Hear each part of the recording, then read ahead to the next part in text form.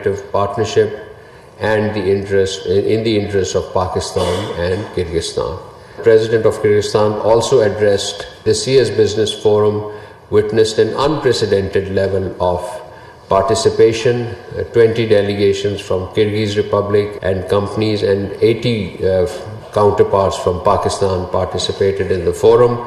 The forum facilitated 120 structured business-to-business meetings, enabling productive interaction and opening promising avenues of partnerships and cooperation. The Deputy Prime Minister, Foreign Minister Senator Mohammad Ishaq Dar also held meeting with the visiting delegation. He received the Foreign Minister of Kyrgyzstan in the Ministry of Foreign Affairs on the 3rd of December, and on the following day in the morning he met the President of the Kyrgyz Republics. The two sides discussed bilateral relations and recent regional and international developments of mutual interests. The Foreign Minister of Egypt was also here over the last weekend, and the media had interacted with the two foreign ministers over a joint press stakeout. You all covered his visit. The important outcome, just to underscore the two important outcomes of the visit, was one, the decision to establish a new business council under the framework of which they would identify 250 Pakistani businesses in the first place and 500 businesses in the second phase for a business-to-business engagement with Egypt. A business ministerial forum in Cairo is scheduled to be held in the second quarter of 2026, which will be convened on the sidelines of Pakistan-Egypt Joint Ministerial Commission, which would of course be co-chaired by the two foreign ministers. Moreover, the second important outcome was the doubling of the scholarships for Pakistani students in the renowned Jamia Al-Azhar in Cairo. The Deputy Prime Minister and Foreign Minister inaugurated and addressed the Islamabad conclave held by the Institute of Strategic Studies, Islamabad, on the 3rd of December. The full text of the speech is available on our page, but just to highlight the few key takeaways from the speech was that the Deputy Prime Minister underscored the need for renewed dedication to diplomacy and peaceful settlement of disputes in the wake of global turbulence, rising major power competition, climate vulnerability, and the erosion of multilateralism. He also reaffirms Pakistan's commitment to a just, equitable, and inclusive world order rooted in the UN Charter and strengthened multilateral institutions, emphasizing that South Asia remains mired in confrontation while other regions progress. The Deputy Prime Minister stressed that sustainable peace in South Asia is contingent on the peaceful settlement of long-standing disputes, including Jammu and Kashmir.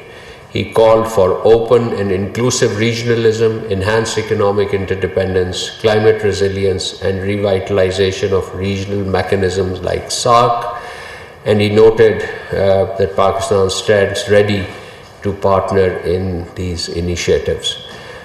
On the same day, the Deputy Prime Minister and Foreign Minister spoke with the Malaysian Foreign Minister, Datu Seri Muhammad Hassan, to convey Pakistan's deepest condolences on the tragic loss of lives and displacement caused by the floods in Malaysia. He reaffirmed Pakistan's solidarity with the brotherly people of Malaysia in this difficult time and extended all possible support for relief assistance. And in the wake of devastating cyclone Ditwa in Sri Lanka, Pakistan had dispatched 200 tons of humanitarian assistance to Sri Lanka via sea cargo to support the relief efforts. Indian blockade of humanitarian assistance from Pakistan to Sri Lanka was regrettable.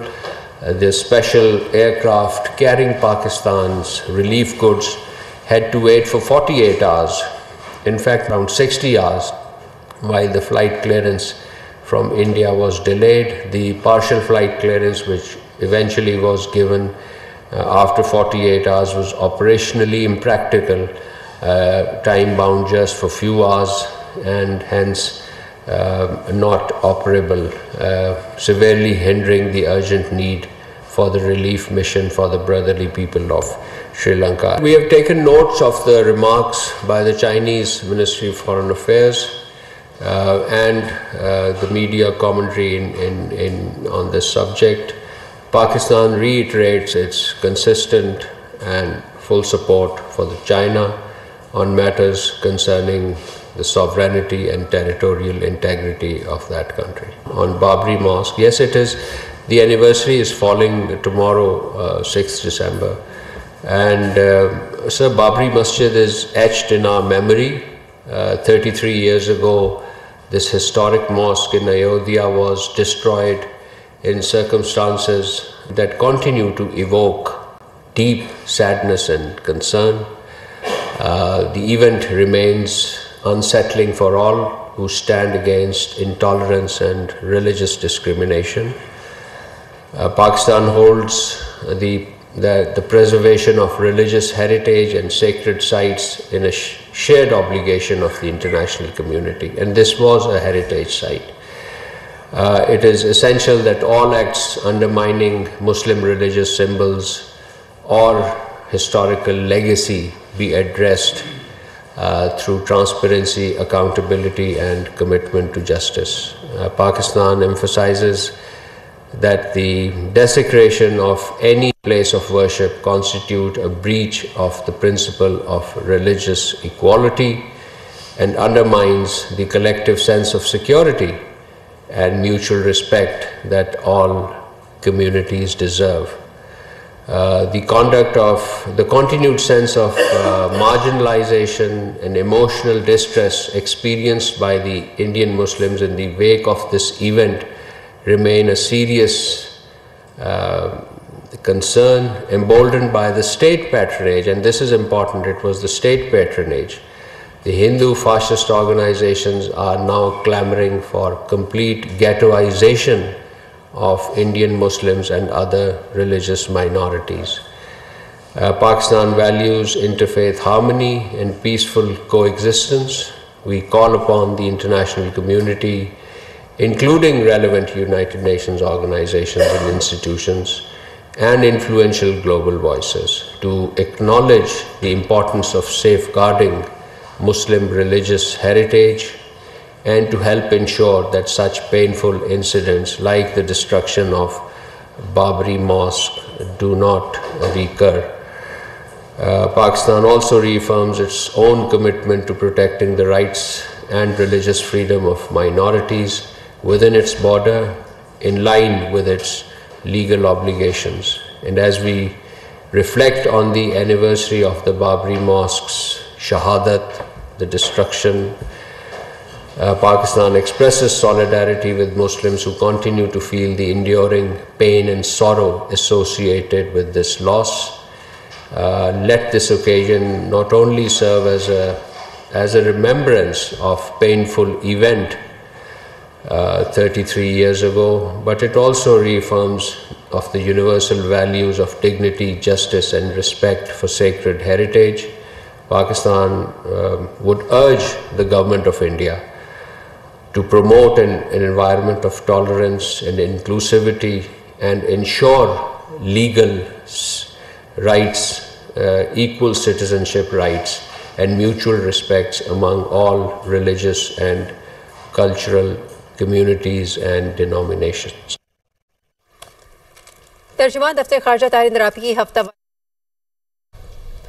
Islamabad में तर्जुमान दफ्तर खारजा ताहिर हुसैन अंद्राबी की हफ्तावार briefing जारी थी। उन्होंने कहा कि पाकिस्तान और Kyrgyzstan के दरमियान इलाकाई और आलमी अमन और सिक्योरिटी की सूरत हाल पर तबादला ख्याल हुआ।